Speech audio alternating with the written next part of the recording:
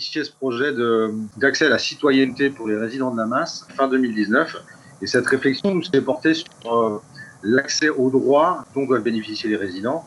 Et donc, on a souhaité, nous, développer tout un projet d'accès aux droits et au vote, favoriser leur pleine et entière citoyenneté.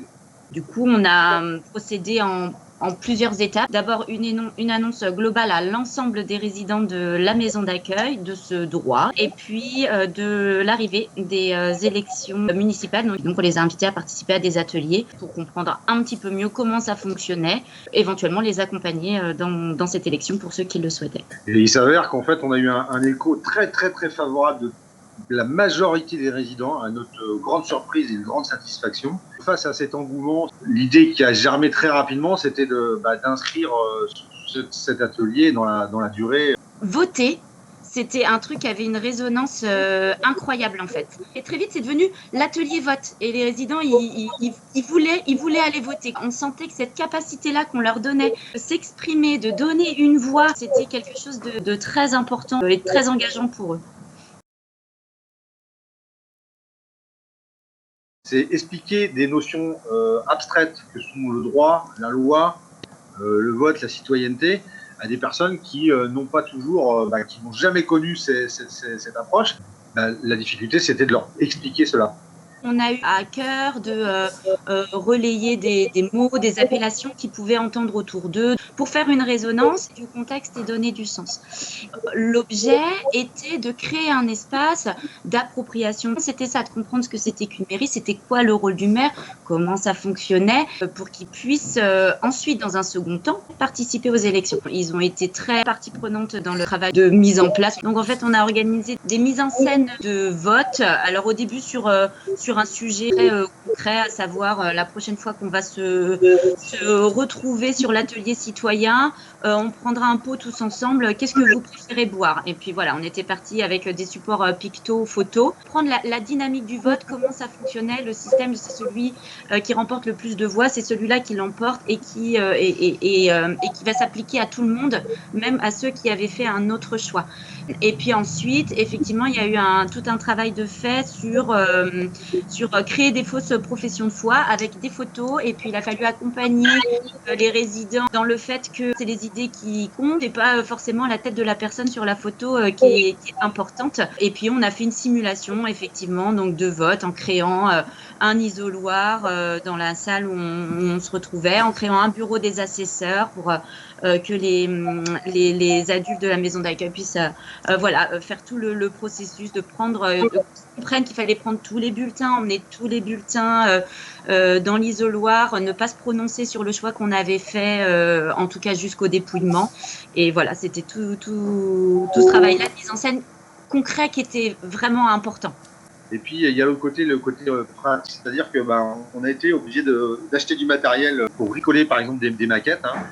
On a acheté des jeux de Capla pour figurer le bâti d'une ville, par exemple, comment se faisait l'urbanisme, avec de quoi était constituée une ville, une école, une mairie, un commissariat, un centre social, pour montrer qu'en fait, le vote pouvait agir sur ces différents points.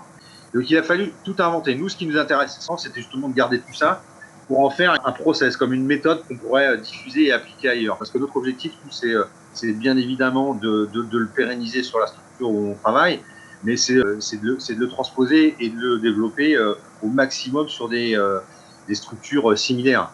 On part toujours de ce principe-là, un peu à l'instar des ateliers de théâtre que l'on pratique depuis 6 ans aussi. C'est de se dire que si on le fait au sein d'une maison d'accueil spécialisée, il est transposable un petit peu partout par la suite.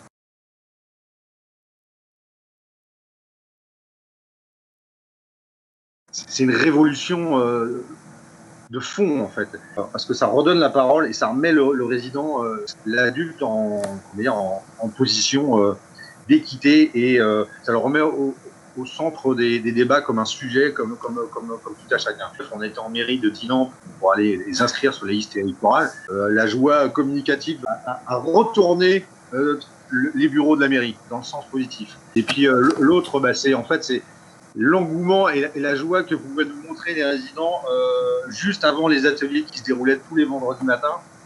Il y avait des bouchons dans le couloir et il y avait une agitation qui se faisait au sein de la maison d'accueil spécialisée. et avec des croisements de personnes qui ne se voyaient très peu, une vraie vie de village en fait. C'est les premiers indicateurs de réussite de ce projet. Ce label, il viendrait dire aussi, bah voilà, quelque part, c'est un pied de nez. La citoyenneté, si c'est possible en maison d'accueil, c'est possible partout, en fait. Voilà l'impact fort que ça aurait.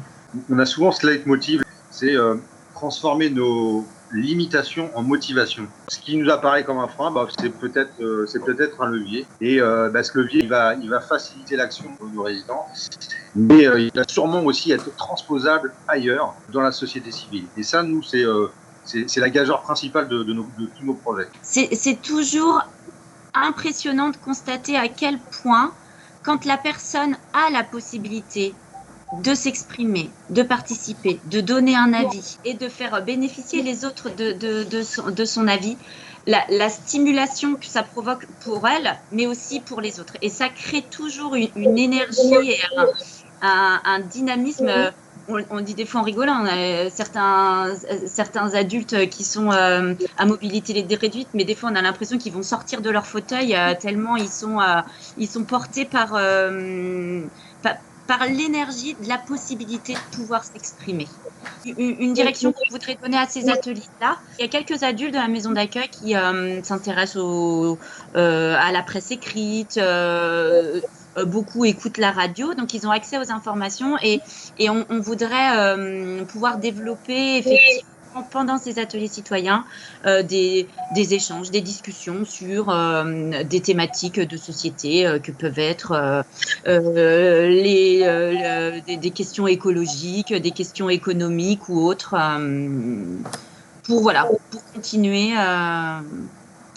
ce travail-là et cette définition de qu'est-ce que c'est qu'être un citoyen aujourd'hui.